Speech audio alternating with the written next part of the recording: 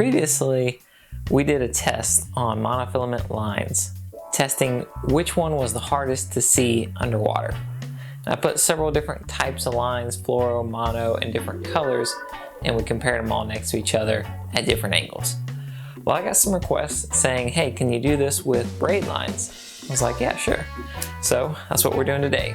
I took my little custom line comparison rig, tied several different colors of braid, and we went underwater in some couple different conditions and tested them out. So the lines we had on there was a dark green, an orange, a red, a yellow, a blue, and a white. And then we had a couple fluorocarbon lines on there just for comparison.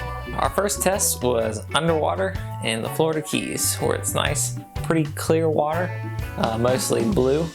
And we took it down and did a couple different angles.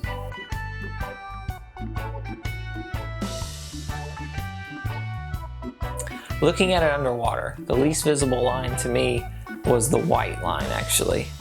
Whether we were holding it straight up, straight across, or even straight down, the white was really hard to see.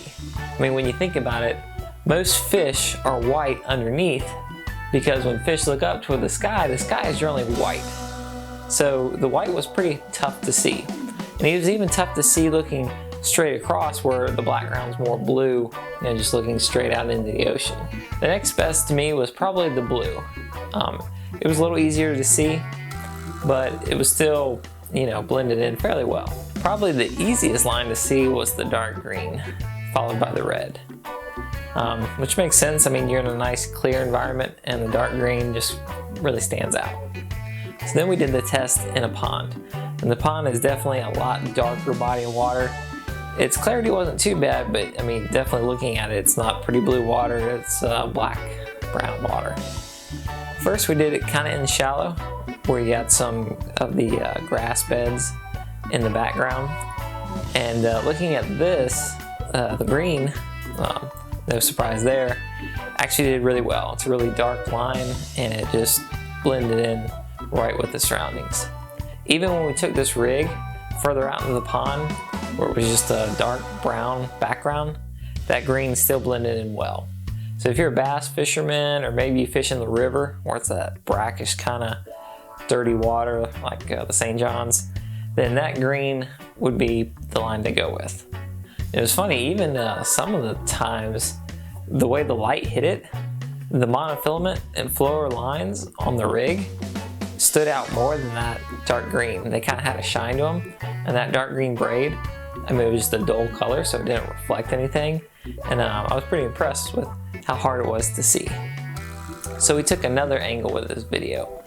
We took the lines above the water and compared them to see which is the easiest to see.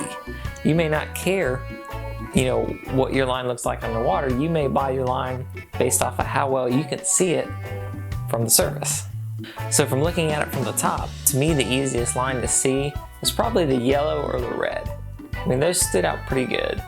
Although really all of these lines, with an ocean background or something like that if you're trolling, they're all pretty easy to see. I mean, the white's probably the hardest, but it's not that much of a struggle.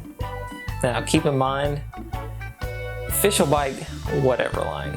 I mean, I have a 50 with moss green braid on it because that's how it came with when I bought it. And I've been trolling this for wahoo for years, and I've been catching a lot of fish on it, okay?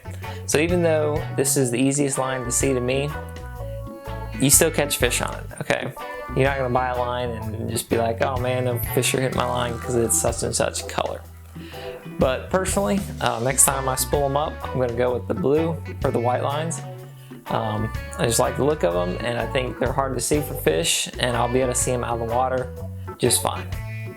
So look at these lines yourself, compare them, get an idea and make your decision.